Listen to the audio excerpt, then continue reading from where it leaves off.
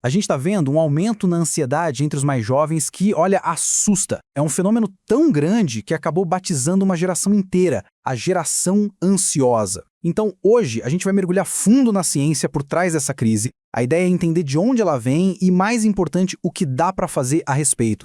Para a gente ter uma noção real do tamanho do problema, vamos começar olhando para os números. E olha, os dados aqui do Brasil já acendem um verdadeiro sinal de alerta. Olha só esse número, 26,8%.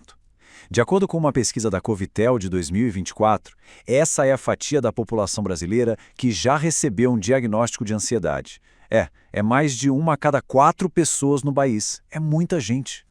E o impacto disso no dia a dia é devastador. Para se ter uma ideia, na última década, o número de afastamentos do trabalho por causa de transtornos de ansiedade no Brasil simplesmente explodiu. Aumentou em absurdos 400%. E aqui a gente começa a ver uma conexão muito clara com a tecnologia. 45%, quase metade dos casos de ansiedade em pessoas de 15 a 29 anos, tem uma ligação direta com o uso intenso das redes sociais. Então, esses números não são só estatísticas frias, né? Eles pintam o retrato de uma verdadeira crise de saúde pública. E isso leva a gente direto para a pergunta central desta análise. Afinal de contas, como é que a gente veio parar aqui? Bom, um dos principais pesquisadores sobre o tema, o psicólogo social Jonathan Haidt, tem uma tese bem forte. Ele argumenta que a raiz dessa crise toda está numa mudança fundamental na própria estrutura de como é ser criança hoje em dia. E segundo ele, não foi uma coisa só. Foram 4 mudanças bem impactantes que aconteceram ali por volta de 2010. Elas se combinaram e reconfiguraram totalmente a infância, sabe? Criando o que ele chama de a tempestade perfeita. A primeira grande mudança foi essa troca. As brincadeiras na rua, as interações cara a cara foram sendo substituídas pelo tempo de tela. E o resultado? Uma geração com menos desenvolvimento de habilidades sociais e com um sono de qualidade bem pior. A segunda é esse bombardeio constante de notificações e de conteúdo super rápido. Isso vai aos poucos minando a nossa capacidade de manter o foco. É um fenômeno que até ganhou um apelido na internet, brain rot, algo como o apodrecimento da nossa capacidade de concentração.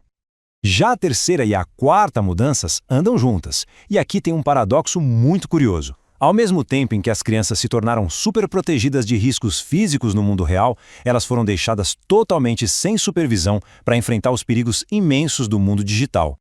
Ok, mas como é que essas mudanças afetam na prática um cérebro que ainda está se desenvolvendo? A neurociência dá uma resposta bem clara para isso, principalmente quando a gente olha para os adolescentes. Pensa assim, existe um tipo de conflito acontecendo no cérebro adolescente. De um lado, a gente tem o sistema de alarme, a amígdala, que está a todo vapor, super reativa.